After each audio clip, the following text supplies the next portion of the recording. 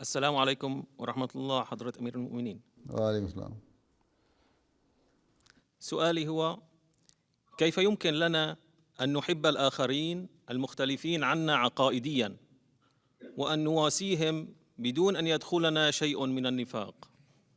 جو ہم سے عقائدی اختلاف رکھتے ہیں ان کے ساتھ ہم کس طرح منافقت کا اظہار کیے بغیر، منافقت کیے بغیر ان سے کس طرح ہم پیار اور ہمدردی کر سکتے ہیں؟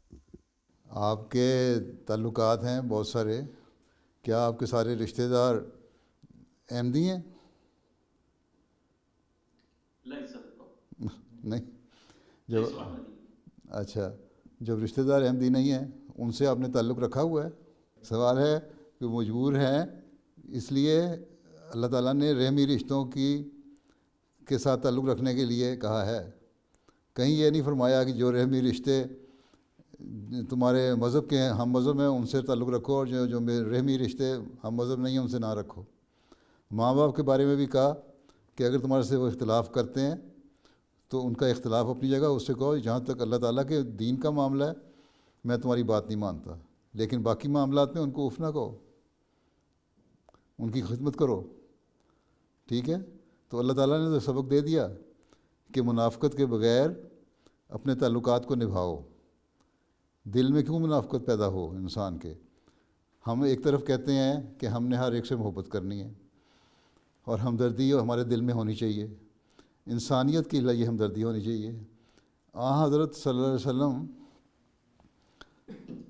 رحمت للعالمین کہلائے گئے، رحمت للمسلمین تو نہیں تھے، یا احمدیوں کے لیے تو نہیں تھے.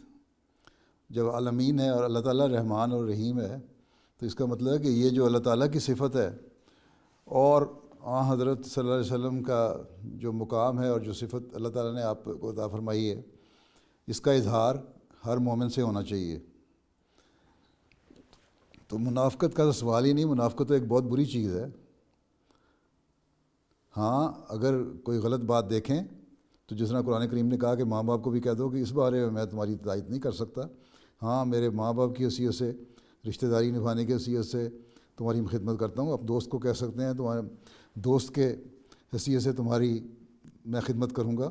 حضرت مسیح علیہ الصلوۃ والسلام نے فرمایا کہ اگر ہمارا کوئی دوست ہو، تعلق رکھنے والا ہو، وہ شراب پی کے کسی نالی میں گرا پڑا ہو تو ہم اس کو لے کے آئیں گے گھر، اس کی خدمت کریں گے، اور جب اس کو ہوش آئے گی تو خاموشی سے اس کو گھر سے باہر نکال دیں گے.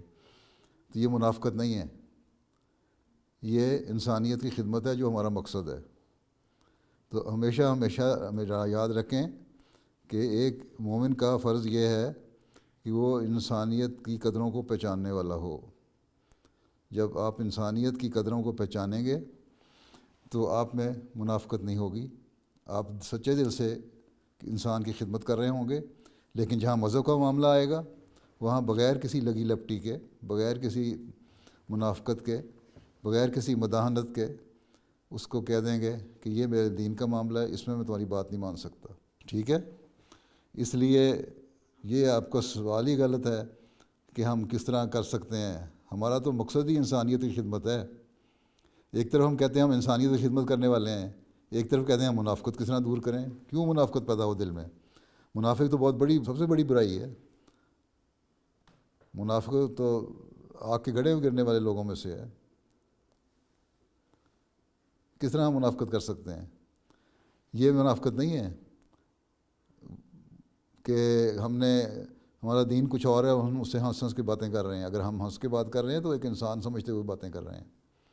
اگر ہم خدمت کر رہے ہیں اس کی تو ایک انسان کی خدمت کرنا ہمارا فرض ہے. بلکہ ہر اللہ کی مخلوق کا حق ادا کرنا ہمارا فرض ہے. ٹھیک ہے؟ تو یہ منافقت ہے ہی نہیں، یہ سوال ہی غلط ہے. جزاکم اللہ. عائشہ